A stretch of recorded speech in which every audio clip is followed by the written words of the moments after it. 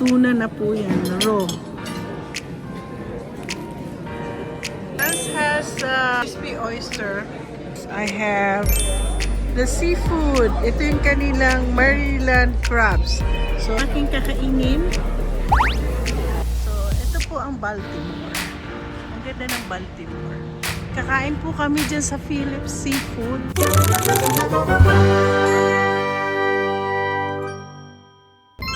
Okay, magandang umaga po sa inyo lahat. Nandito po ako at hinatid ko po sila sa kanyang convention right now.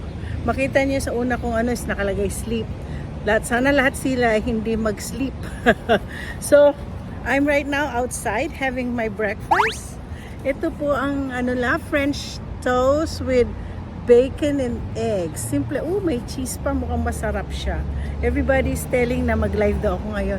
Ang ganda. Pakita ko muna sa inyo yung lugar kung saan ako. Okay? Nandito po ako sa convention center pero nasa labas ako. Mainit po ngayon. Very, di ko alam masabing humid. Hindi naman ganun kainit pero okay lang. Sa loob, malamig. Kaya lang, nakakahiya po magsalita ako kasi lalo pag nag-live ako, tawag nito? Pag nag-live po ako, maingay, ang tahimik sa loob. Tingnan ho natin. Papakita ko sa inyo yung lugar na to.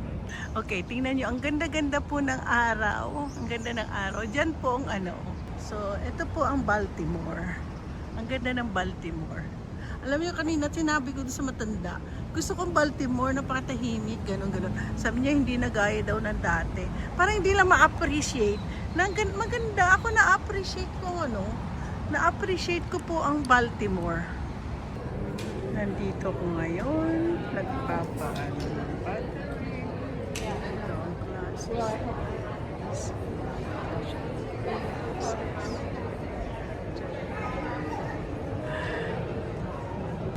Ako po ay nakaupo dito sa isang nandito sa kabilang nasa tapat ng areang to ang klase ni Lance. Habang naghihintay, 2 hours din ako maghihintay. Mabuti may mga saksakan dito na pwedeng pag na-loss ko ng battery, meron po ako. So far, wala pa po ako na-vlog kasi very hectic ang schedule ni Sir. Masyadong lakad dyan, lakad doon. Tapos after ng lunch break, punta kami kuha kami Uber, sakay kami ng Uber, papunta sa hotel. Tapos kailangan kong magpa-recharge. Tapos kain kami ng lunch. Tapos tulog siya saglit. Tapos yun. Pero bukas ang halos ito po yung mga klase niya. Sa bawat may mga siya, papakita ko sa inyo ha. So ito po ang pinag-aaralan nila.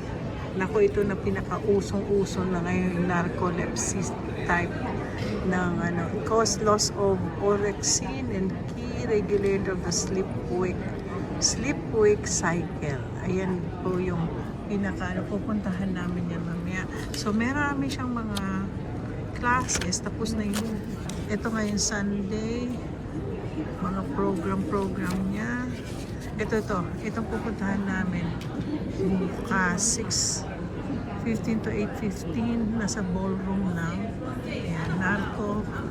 narcolepsy. Ito ngayon ang para to ang nagiging usong-usong na ngayon nangyari. So ito na po. Tapos isa-isa akong binibigyan ng classes si Lance. Tingnan niyo po ginawa ko ha. Pag ginawa ko yung mga classes niya, ito, nilalagyan ko po yan ang papasukan niya. Yan. Ako po ang gawa-gawa na schedule ng kanyang classes. Yan ang trabaho ng asawa. Okay guys, nandito po kami sa Inner Harbor, sa East Harbor. So, nandito kami sa bandang National Aquarium dito sa Baltimore. At bago ko pakikita ko sa inyo mga ambience ngayon dito kung nasaan kami. So nandito po kami, nandito sa National Aquarium. Ang ganda ng Baltimore. Ang ganda ng itsura niya. That's the National Aquarium. Yeah, this is where we go across the bridge. Yeah, we are. And look at that. There's like some ship there. Oh, are those restaurants? Yeah, we're gonna cross the bridge. Kakain po kami dyan sa Philips Seafood. Oh my gosh, later we can go around. Nice! Tapos ito yung power plant, yun yung Hard Rock Cafe. Yeah. Ang ganda. Ang ganda-ganda dito. Grabe, napakaganda. Ay, ganda-ganda. Ang ganda. Picture. Okay guys, nandito kami. Ang ganda ng lugar na to. Oh. Ay, ang ganda-ganda. Tatawid-tawid po kami ni Lance dito. Pupunta po kami sa Philips Seafood, which is yun. Yan po kami kakain ng dinner. Tapos may mga, oh, look at that. Ay, doon sa labas. Labas yung restaurant. Gosh, so nice. So beautiful. Ito po ang Baltimore. Ang ganda-ganda ng Baltimore. Okay, nakaupo na kami. Kakain na po kami ng seafood dito sa Philips Seafood. Very famous po itong Philips Seafood. Ganda ng ambience niya. Oh. Nandito po kami ngayon sa Philips Seafood. Puro seafood. So papakita ko sa inyo mamaya kung gaano kasarap yung Maryland Seafood sa Dungeness Seafood. Seafood lahat po order ko po isang ahi tuna, yung tuna na tuna poke pala na raw. Plus calamari, pwede na kainin niya yung calamari. Tapos isang malaking order ng crabs. Titingnan natin kung gaano kasarap ang kanilang seafood dito. Magiging critic tayo muna. Okay, for appetizer, we have calamari. And yes, napakasarap. Ang ganda-ganda ng pagka-presentation. Ay, ang ganda. This is tuna ahi. Tuna ahi na sa parang tortilla. Ay, ang sarap. Ang gana taste this one. Okay, ito na po yung tuna poke. Kakainin ko po siya. Ay, bakit parang may nag-ano sa aking yung kasi. So I'm gonna try this. Let me see how if it's good or not. As usual, alam niyo naman po ako. Lagi po ako.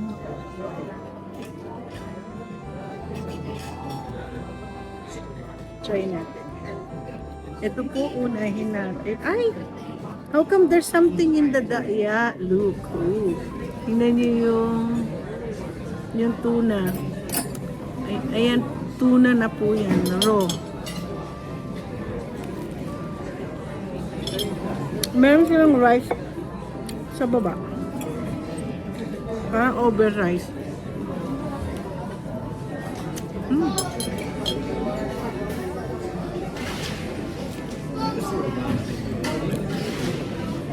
Appetizer lang po ito.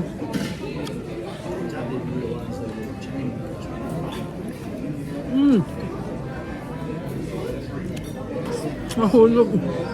Yung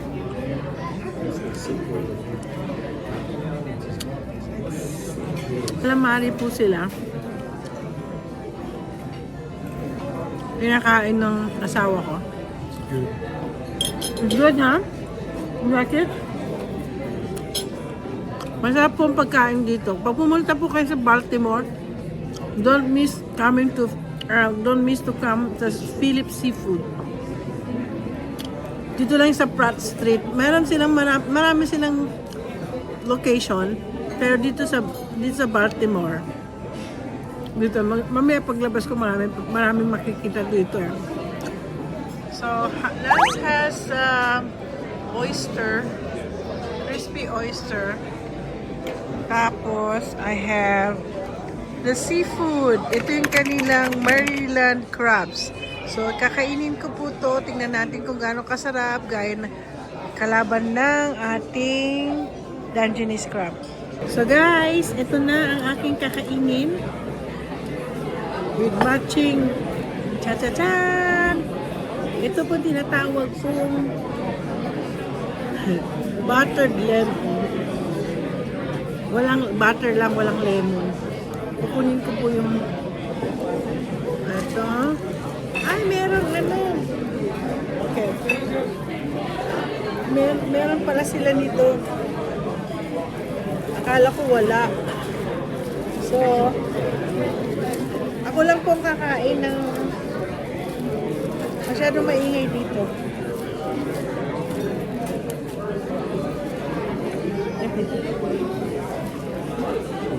So, suot ko na yung aking bib.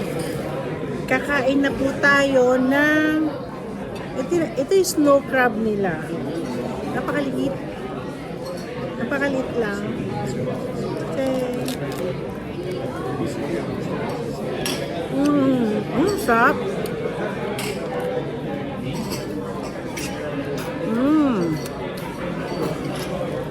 Sarap.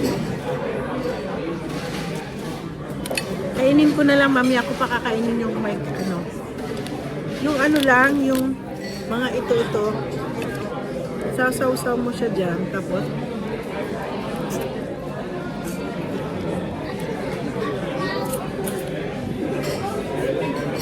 ang grabe.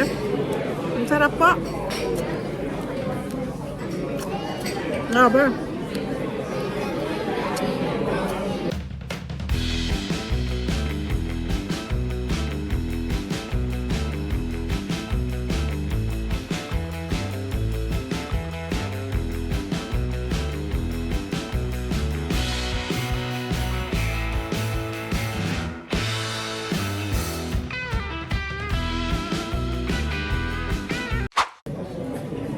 Guys, the last ubos.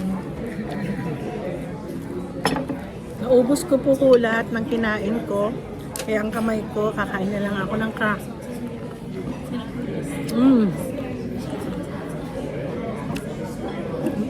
Alam niyo,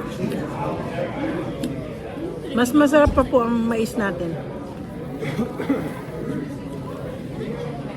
Hindi pa masarap ang kanyang ano.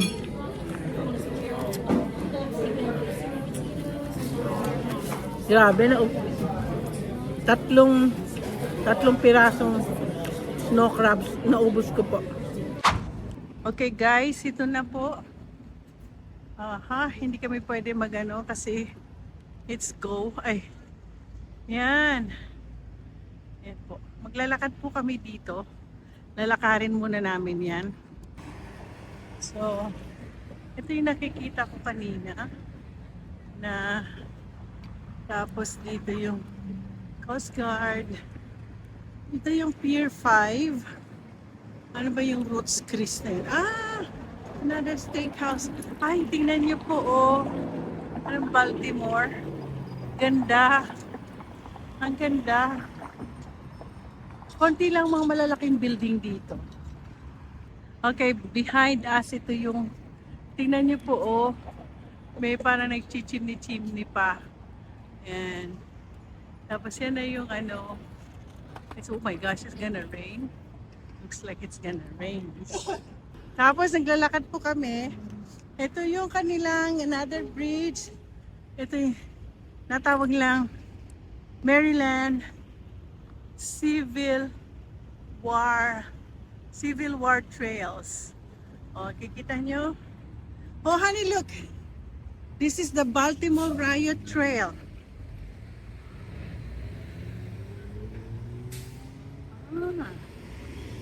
Look, historical. This place is historical. Look, this is the bridge. Ay, grabe no. Historical siya. So we're gonna pass by this bridge. Ay, maganda rin yung itsura ng bridge dun sa kabila. Yung kabilang bridge. Yan siya, oh. Diba? Meron pang ano. Ang ganda ng itsura. Ang ganda ng picturean. Okay, habang naglalakad kami sa historical river. Ayaw na asawa ko. Kasi baka manab daw kami dito. Marami kasi natakot siya. Marami kasi magnanakaw daw dito. yan, yan kinakatakutan niya. Matakot. Wag na nga. Nakakaamoy akong barbecue. My gosh, ang ganda siyang tignan, oh. Ang ganda. Tapos dito na po tayo. Meron sila ditong park na pwede ka umupo. Ah, nakakapagod din kaya dito. Ayan.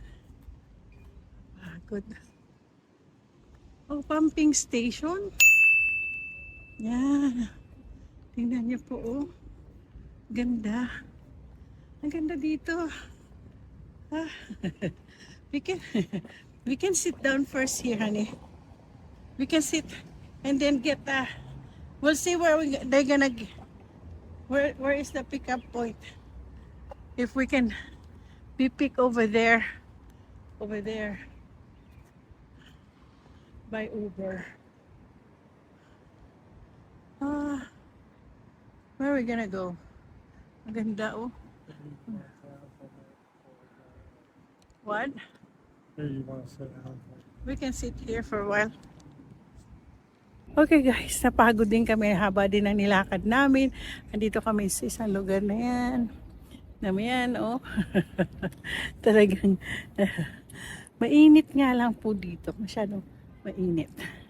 Okay guys, grabe ang aming pagod. Naglakad po kasi kami. Kasi gusto kong makita yung lugar. Maganda kasi yung Baltimore kasi historical.